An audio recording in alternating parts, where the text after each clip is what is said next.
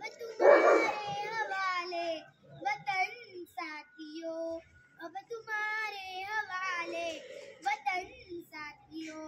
असंच विश्वासानं म्हणत स्वातंत्र्यासाठी समर्पण केलेली पिढी हळूहळू स्वराज्य पथावरून हस्तागत झाली आणि नव्या पिढीचा नवा जोश कसा असेल याकरिता स्वातंत्र्यानंतर 26 जानेवारी 1950 रोजी राज्यघटना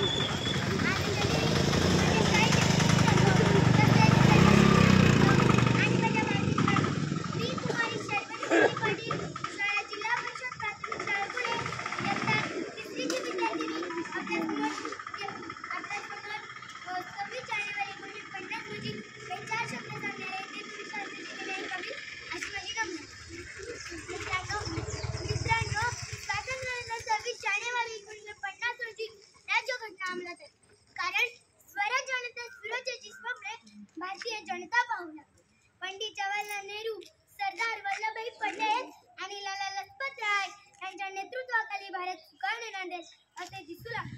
पण हाय रे देवा, स्वातंत्र्यानंतर कर्तव्यकृतीच्या समाधानाबरोबरच मनामनांमध्ये स्वार्थ जागू लागला. सत्ता मिळवण्यासाठी पैशाचा स्वार्थ गडताला पोहोचला. अहो, प्रेतावाच्या टाळूवाच्या लोणी खाण्यातच लोक धान्यता म्हणतात. गोरगरिबांना देव केलेली मिळवाकी त्यांच्या पर्यंत पोहोचेना आणि अशातच भ्रष्टाचार नावाचा एक नवीन शिष्टाचार देशात सर्वसमज झाला. आणि मग हा भ्रष्टाचार आपल्या बरोबर काळा पैसा नावाचा एक विषारी नाग घेतला आणि मग या स्वतंत्र हिंदुस्थानाच्या रसाला सुरुवात झाली. मित्रांनो, कोणतीही आदर्श नसलेली एक नवी जात नव्या पिढीच्या रूपाने हिंदुस्थानात जन्माला आहे. स्वार्थ असाचा धर्म आहे, भ्रष्टाचारीची संस्कृती आहे आणि काळा पैसा हाच त्याचा परमेश्वर आहे. आणि मित्रांनो, स्वातंत्र्य भारताला लागलेली हीच खरी कीड आहे. या देशात समाजप्रतिष्ठा लढायला गेली. डॉक्टर बाबासाहेबांनी दिलेल्या घटनेत अहिंसा या देशाचा पाया होता आणि तिथेच धर्माच्या नावाखाली हिंसेचा कल्लोळ होतो.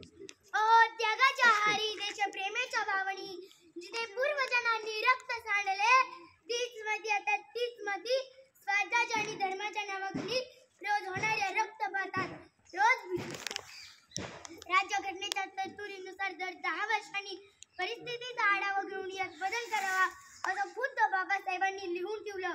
कारण आपली राज्यघटना लवचिक आहे, ताठर नाही. ज्या महापुरुषांनी जीवाचं रान करून राज्यघटना निर्माण केली त्यातूनच स्वातंत्र्य, समता, बंधुता आणि एकतेचा संदेश दिला. या राज्यघटनेची आन, बान